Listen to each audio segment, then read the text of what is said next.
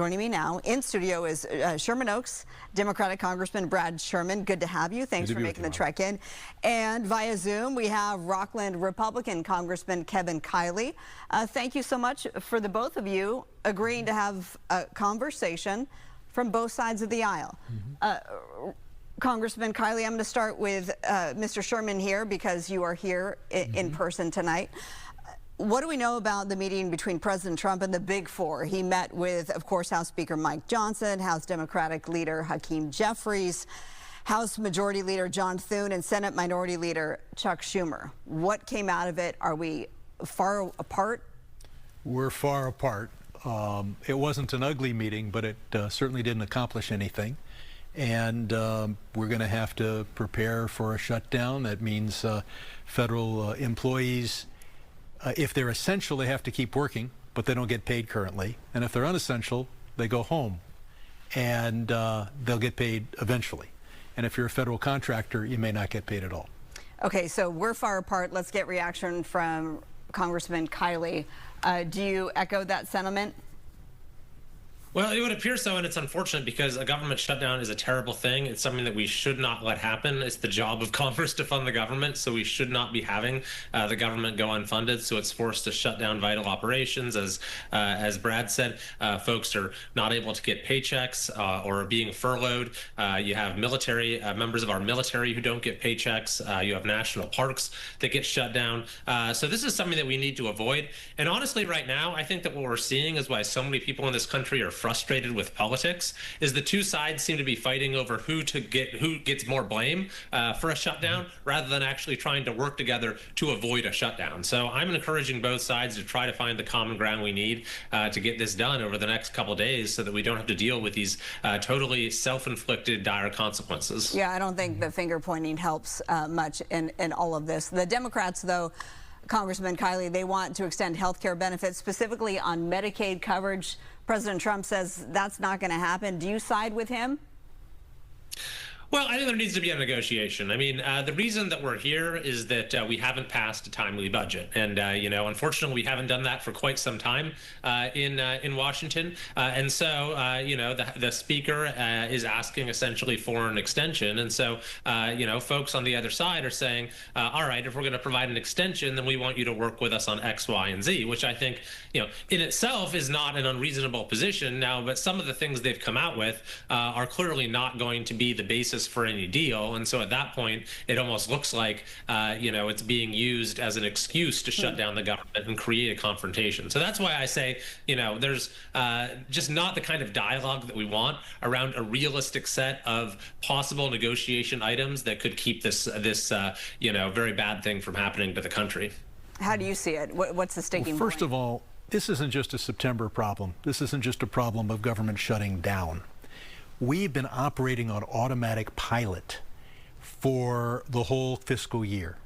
The last time Congress established its priorities was March of 2024, and it is those decisions that are governing government decisions today, tomorrow, and the Republicans would say at least through the end of November.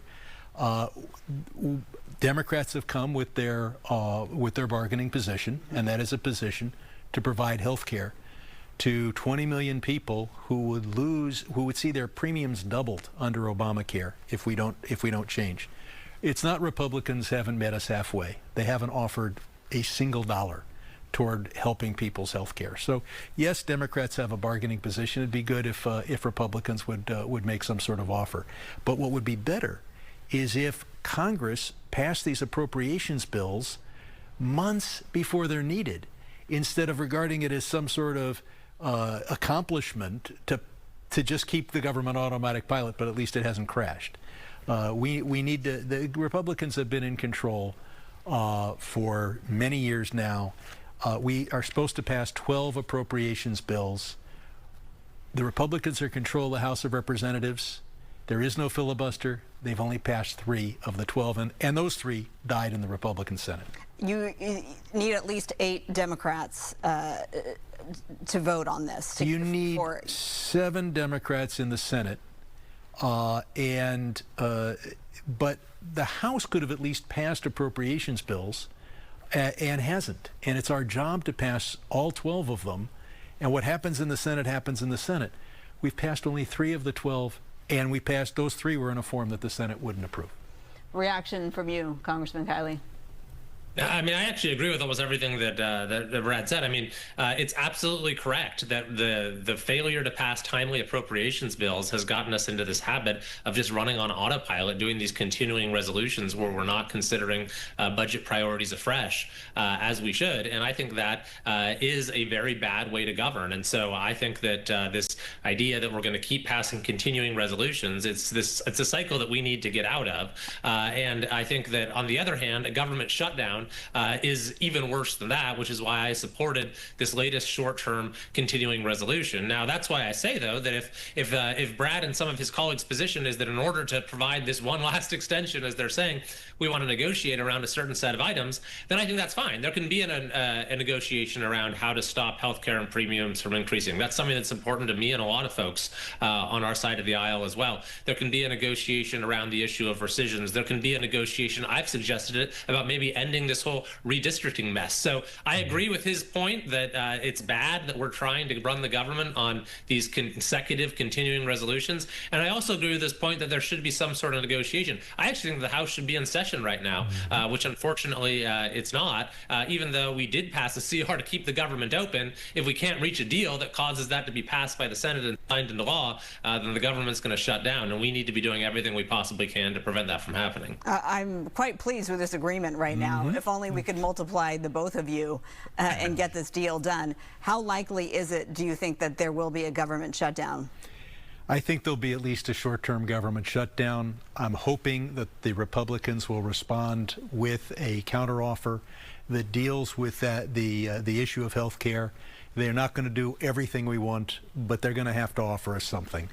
And specifically, what would give? Well, you got 20 million people are going to see their premiums double.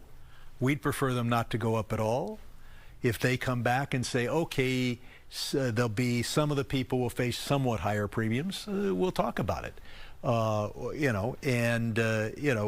We'd like to negotiate behind closed doors because the pressure is on everybody who's negotiating publicly to stand up for their complete position. Look, Democrats got about 49% of the votes. We ought to have some input into how the country is run. Congressman Kiley, final thought with you. Yeah, I think that unfortunately we're now about 24 hours away, and it never should have come to this. But I'm hoping that we can come together very quickly and reach whatever agreement we need to, at least to provide some runway to reach the larger agreement that's coming up around these spending bills that are going to come due in another 7 weeks, even if the current continuing resolution goes through. But I hope that the common ground that your congressman there in Los Angeles and I share on a lot of these issues, I think is probably shared by a lot of folks on both sides of the aisle. So hopefully that can be channeled by our leadership into an agreement that's in the best interest of the American people. Well, we appreciate the perspective from the both of you tonight. We don't do this often where we put the Republican and the Democrat on the same interview set, so we do appreciate you joining from Washington, D.C. tonight, Congressman Kiley and Congressman Brad Sherman here in studio. Thanks so much. We'll obviously wait to see what happens. I mean, the clock is ticking. Midnight, 12:01 on Wednesday, October the 1st. We'll see where this lands. Thank you both. Thank you.